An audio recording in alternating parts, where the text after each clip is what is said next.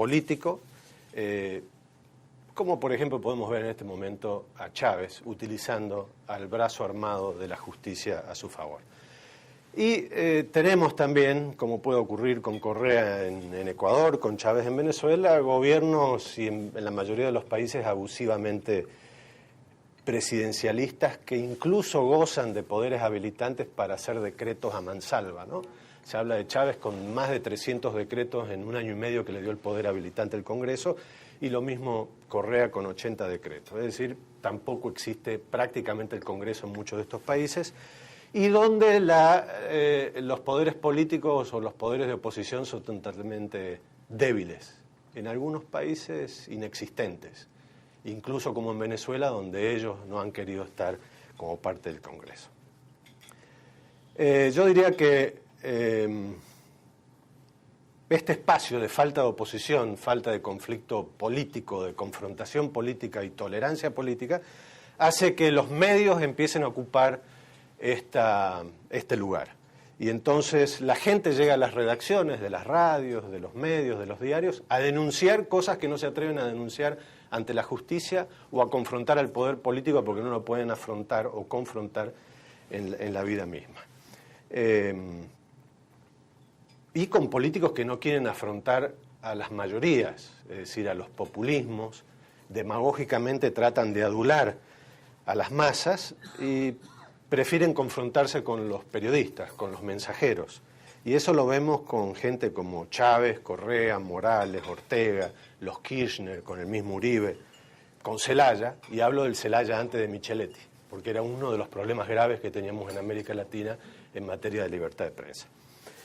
Esta relación borrascosa entre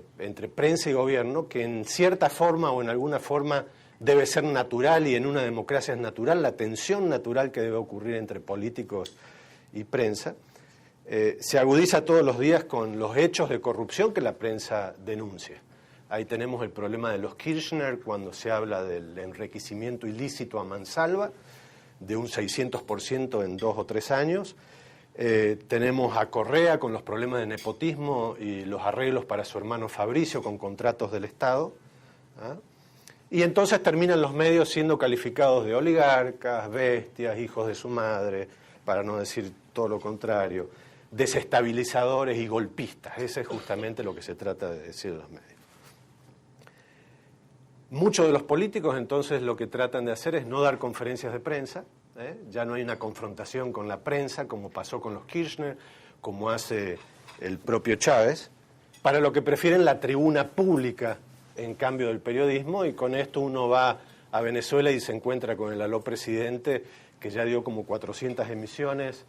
buen día, como 400 emisiones, Correa, que ahora saltó con su propio espacio de los sábados, donde tiene un periodo de tiempo que fue al principio de 20 minutos para hablar de libertad de prensa, que no es más que para insultar a los medios que lo critican o editorializan en contra de él. A los medios, es verdad, se le exige bastante pulcritud y objetivismo informativo,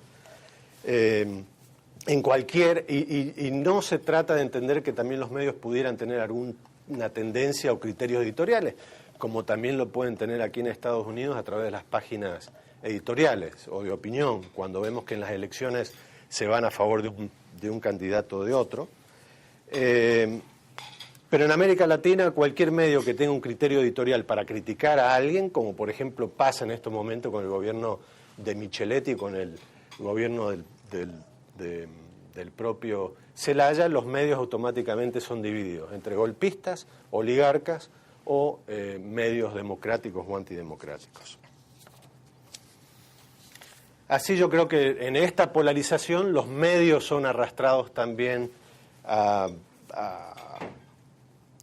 en esta polarización que buscan muchos de los gobiernos dividir para reinar,